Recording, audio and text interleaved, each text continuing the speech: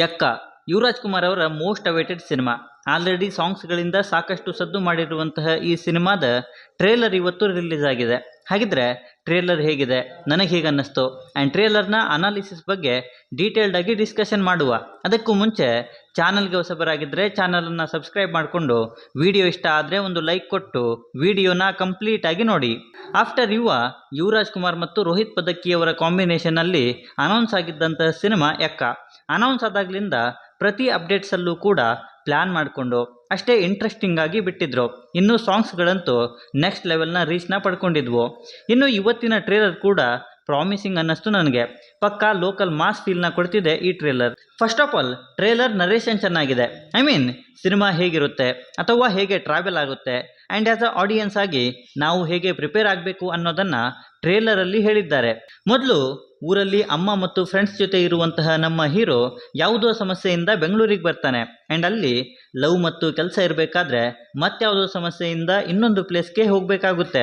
ಹಾಗಿದ್ರೆ ಆ ಸಮಸ್ಯೆಗಳೇನು, ಅವುಗಳನ್ನು ನಮ್ಮ ಹೀರೋ ಹೇಗೆ ಫೇಸ್ ಮಾಡ್ತಾನೆ ಆ್ಯಂಡ್ ಮೇನ್ಲಿ ಇಲ್ಲೊಬ್ಬ ಗುಮ್ಮ ಕೂಡ ಇದ್ದಾನೆ, ಅವನು ಯಾರು ಆ್ಯಂಡ್ ಅವಂಗೂ ನಮ್ಮ ಹೀರೋಗೂ ಹೇಗೆ ಕನೆಕ್ಷನ್ ಅನ್ನೋದನ್ನು ಸಿನಿಮಾದಲ್ಲೇ ನಾವು ನೋಡಬೇಕು ಅನಿಸುತ್ತೆ. Background score literally Charan Raj ಅವರು ಬೂಮ್ ಮಾಡಿದ್ದಾರೆ ಗುರು. ಥ್ರೂಔಟ್ ದಿ ಟ್ರೇಲರ್ BGM ಮಾತ್ರ ಕ್ರೇಜಿ ಫೀಲನ್ನು ಕೊಡ್ತಿದೆ. ಸಿನಿಮಾದಲ್ಲಿ ಅದಿನ್ನೂ ಕೂಡ ಸೈಕ್ ಆಗಿರುತ್ತೆ ಅನ್ಕೋತೀನಿ. ಇನ್ನು ರೋಹಿತ್ ಪದಕ್ಕಿಯವರ ರೈಟಿಂಗ್ ಮೇಲೆ ನನಗೆ ಎಕ್ಸ್ಪೆಕ್ಟೇಷನ್ ಜಾಸ್ತಿನೇ ಇದ್ದಾವೆ. ಟ್ರೇಲರಲ್ಲಿ ಆ ಎಕ್ಸ್ಪೆಕ್ಟೇಷನ್ಸನ್ನು ಇನ್ನೂ ಜಾಸ್ತಿನೇ ಮಾಡಿದ್ದಾರೆ ಅಂತ ಹೇಳ್ತೀನಿ. ನರೇಷನ್, ಡೈಲಾಗ್ಸ್ ಇಂಪ್ರೆಸ್ ಮಾಡಿದ್ದಾವೆ. ಸ್ಟೋರಿ ಆ್ಯಂಡ್ ಪ್ರೆಸೆಂಟೇಷನ್ ಕೂಡ ಚೆನ್ನಾಗಿರುತ್ತೆ ಅಂತ ಹೇಳ್ತೀನಿ. ಕಾಸ್ಟಿಂಗ್ ವೈಸ್ ಅವರು ಒಂದು ಕಡೆ ಆದರೆ ಶ್ರುತಿ, ಆದಿತ್ಯ, ಸಂಜನಾ ಆನಂದ್ ಅವರು ಕೂಡ ಸಿನಿಮಾಗೆ ಒಳ್ಳೆ ವ್ಯಾಲ್ಯೂವನ್ನೇ ಆ್ಯಡ್ ಮಾಡ್ತಾರೆ ಅನ್ನಬಹುದು. ಇನ್ನೂ ಸ್ಪೆಷಲಿ ಡೈಲಾಗ್ಸಲ್ಲಿ ಹೆಂಗೋ ದೇವ್ರ ಹತ್ರ ಹೂ ಮಾರ್ಕೊಂಡು ನೆಮ್ಮದಿಯಾಗಿದೆಯಾ, ನಮ್ಮ ಥರ ಆದರೆ ಹಾಗೆ ಹೂ ಹಾಕಿಸ್ಕೊಂಡು ದೇವ್ರ ಹತ್ರ ಹೋಗ್ಬಿಡ್ತೀಯಾ ಅನ್ನೋದು. ನಾನೊಂಥರ ಕಾಡಲ್ಲಿ ಕಳೆದೋಗಿರೋ ಮೃಗ ಇದ್ದಂಗೆ, ಈಗ ಆ ಮೃಗನ ಹುಡುಕಿ ಹೊಡೆದ್ರೇ ನನಗೆ ನೆಮ್ಮದಿ ನಿದ್ದೆ ಅನ್ನೋದು. ಲಿಟ್ರಲಿ ಕೇಳೋಕೆ ಲೋಕಲ್ ಅನಿಸಿದ್ರು ಕೂಡ ನಮ್ಮ ಹೀರೋ ಈಗ ಇರುವಂಥ ಸಿಚುವೇಶನ್ಸನ್ನು ಅವು ತೋರಿಸ್ತಾ ಇದ್ದಾವೆ. ಕೆಲವು ಫ್ರೇಮ್ಸ್ ಆಬ್ವಿಯಸ್ಲಿ ಜಾಕಿ ಸಿನಿಮಾನ ನೆನಪಿಸ್ತವೆ ಆ್ಯಂಡ್ ಅದು ಆಗಬೇಕಿತ್ತು. ಸಾಕಷ್ಟು ರೆಫರೆನ್ಸಸ್ ಕೂಡ ಇದ್ದಾವೆ. ಅವುಗಳನ್ನು ಆಡಿಯನ್ಸ್ಗಳು ಥಿಯೇಟ್ರಲ್ಲಿ ಎಂಜಾಯ್ ಕೂಡ ಮಾಡ್ತಾರೆ. ಕೊನೆಯಲ್ಲಿ ಬಂದಂತಹ ಆ ರಕ್ತ ತುಂಬಿರುವಂಥ ಸೀನ್ ಮಾತ್ರ ಸೈಕ್ ಆಗಿತ್ತು ಗುರು.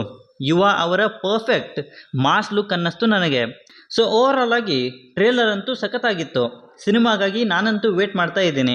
ಈ ಸಿನಿಮಾ ಇದೇ ಜುಲೈ 18ಕ್ಕೆ ರಿಲೀಸ್ ಆಗೋದಕ್ಕೆ ರೆಡಿಯಾಗಿದೆ. ಸೊ ಟ್ರೇಲರ್ನ ನೀವು ನೋಡಿದರೆ ಟ್ರೇಲರ್ ಬಗ್ಗೆ ನಿಮ್ಮ ಒಪಿನಿಯನ್ ಏನೇ ಇದ್ದರೂ ಕೆಳಗೆ ಬರೆದು ತಿಳಿಸಿ.